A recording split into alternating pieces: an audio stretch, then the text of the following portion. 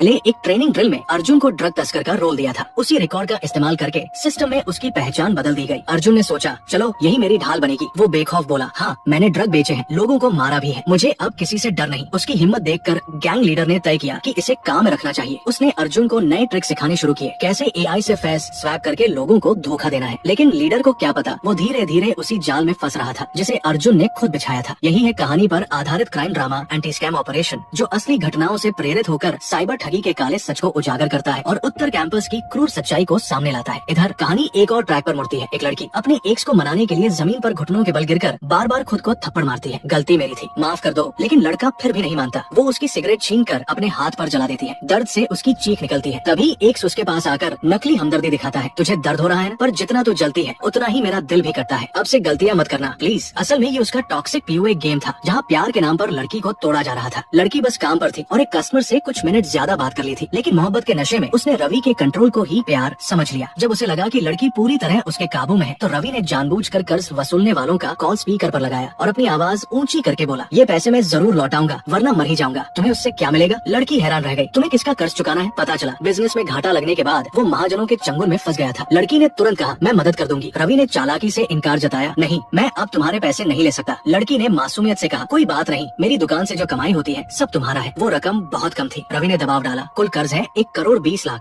लड़की थोड़ी झिझकी तो उसने नया पैंतरा खेला, ठीक है मैं बाहर जाकर मजदूरी करूंगा, जब तक पैसे इकट्ठे न हो वापस नहीं आऊंगा। ये सुनते ही लड़की घबरा गई। उसे खोने के डर में उसने वो घर बेच दिया जो उसके माता पिता ने मेहनत से खरीदा था। घर बेचकर मिले 1,35,00,000 सीधे रवि के हाथ में रख दिए। रवि ने फिर नकली संकोच दिखाया, नहीं ये पैसे मैं नहीं ले सकता, ये तो तुम्हारे पापा की जमा पूंजी है। लड़की बोली, कोई बात नहीं, उन्हें अभी पता नहीं, जब तुम पैसे कमा लोगे तब और बड़ा घर ले लेना। उसकी बातों पर यकीन करके लड़की खिल उठी, मगर उसे क्या पता था ये सब सिर्फ रवि का रचा हुआ खेल था। असल में उसकी असली पहचान उत्तर के साइबर गैंग का एक सदस्य खासतौर पर जवान लड़कियों को निशाना बनाता था। वो उनके प्यार के ख्वाबों का इस्तेमाल करके उन्हें बर्बादी की राह पर धकेलता। रवि जैसे ही लड़की से पैसे ऐंठ लेता तुरंत गायब हो जाता। बेचैन लड़की ने उसे बार बार कॉल किया, पर उसने बेरमी से हर कॉल काट दी। मैं बिजनेस कर रहा हूँ, हर वक्त तुम्हें ही समझाता रहूँ तो पैसे कैसे कमाऊंगा। तभी अचानक उसके माता पिता घर पहुँचे और आते ही बेटी को तमाचा मार दिया। पता चला रवि ने उसकी निजी तस्वीरें उनके फोन पर भेज दी थी और चुप रहने के लिए पैसे मांगे थे। माँ बाप हैरान थे, हमारी समझदार बेटी ऐसा कैसे कर सकती है। लेकिन लड़की पूरी तरह उसके असर में थी। नहीं वो ऐसा नहीं कर सकता, ये सब झूठ है। पिता गुस्से से बोले, अगर वो नहीं तो और कौन, वही घटिया इंसान है। गाली गलौज करके वो माँ को लेकर चले गए। थोड़ी देर बाद उसकी सबसे करीबी दोस्त पहुंची। बहुत समझाने बुझाने के बाद लड़की ने सब कुछ बता दिया। दोस्त दरअसल एक एंटी फ्रॉड पुलिस ऑफिसर थी। उसने तुरंत समझ लिया कि ये सब एक बड़ा जाल है और लड़की को रवि से दूर होने की सलाह दी। लेकिन लड़की उसे छोड़ नहीं पा रही थी। ठीक उसी समय दोस्त का फोन बजा। दूसरी तरफ से खबर आई, तुम्हारी फ्रेंड मनी लॉन्ड्रिंग में शामिल हो चुकी है और ये सब रवि की चाल का नतीजा था। तुम मुझे एक बार और पैसे भेज दो। बार बार मांग सुनकर आखिर लड़की को